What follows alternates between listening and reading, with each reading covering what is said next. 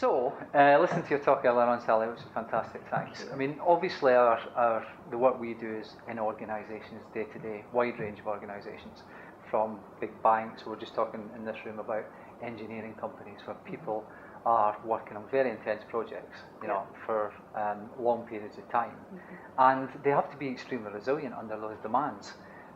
What does your experience tell you when the demands are particularly high is most important to hold on to get you through, essentially?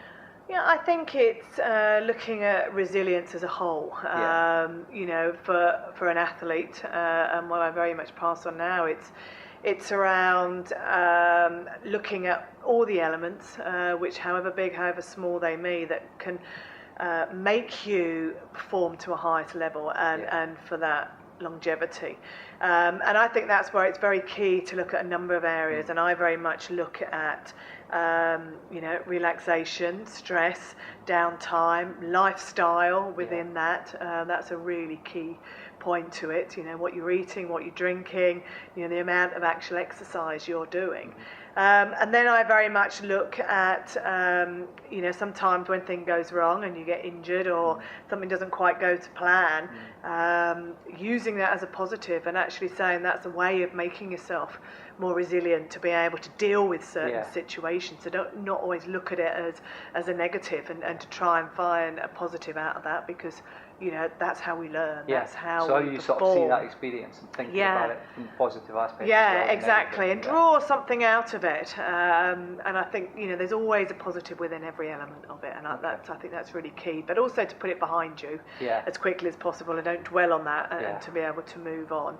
And then I think it's around, you know, the mind, and you know, you can have all those bits in places. You can have the most amazing, intelligent person in place, but if they're not confident in their own ability, or they're not, you know, they're not positive in the way that they go out and perform, then you're not going to be able to deal with it, you know, and you're going to come to that stopping position. So I think it's having a look at all the elements, but very much around controlling the mind, and learning techniques to you know, you can change it. It's a free tool, I always say. And it's very, let's use it. And it's learning those techniques that can move you forward.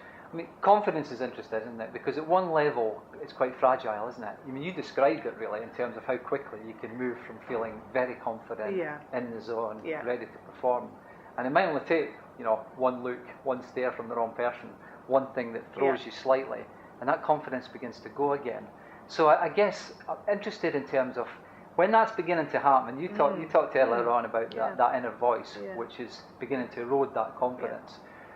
Is it just a case of saying, no, throw that away, I need to switch into a different frame of mind? Is it black and white, is that, or what's your experience? Does it come back gradually, or is it no, I think it is black and white, but you have to train yourself to do it. Yeah, so you have to learn how to do you know, confidence is everything. And you know, when I look at my athletics career, it was the one thing that held me back, especially as a junior, and all the way through, really. I was that person that would be forever doubting myself, thinking that everyone was better. You know, and is that something Despite I was born all with? Evidence that exactly.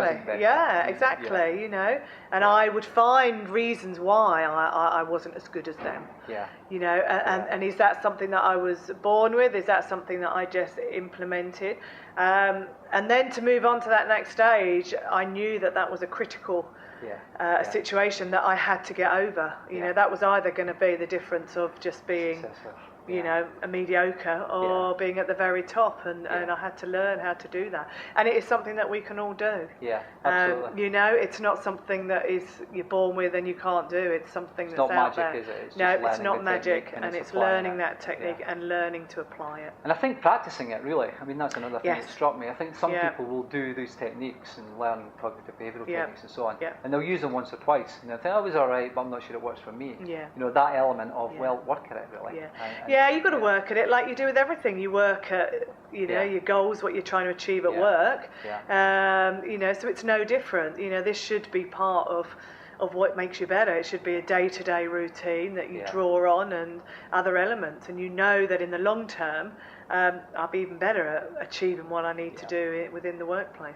Yeah, that long-term goal, keeping that in mind. Keeping that goal and getting everything implemented in place to get you there. Because there's no point in standing here and knowing what you want to achieve there if you don't know what is going to be put in place. And that's not just, again, within the work that you're doing, but that needs to be within the lifestyle. What do I have to change within my lifestyle? What do I have to implement? What can improve me as a person to get me there? Just that little bit of improvement is going to get you on the right road. Exactly. And then just lastly, one of the things we hear all the time, because everyone's busy. You go into organisations now, everybody's complaining they've got too much to do, and we have, I think, created situations where everyone has got too much to do. Work is endless.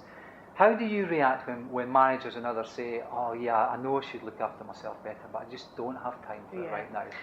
I think two things. I think one is it's an excuse. Often.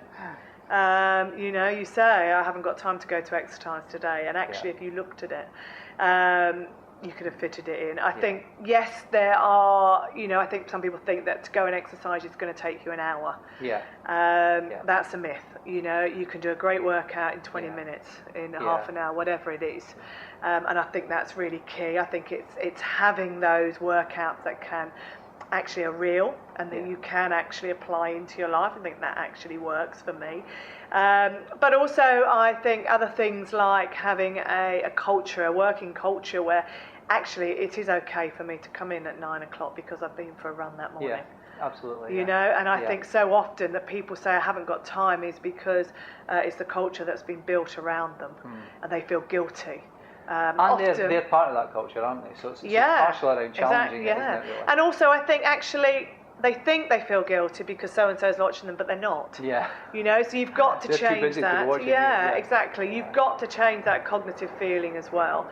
But also I think it's actually, once you start and you find those little changes and you feel good about yourself, that you actually realise that I don't want to go back to my own self. They say it's 12 weeks.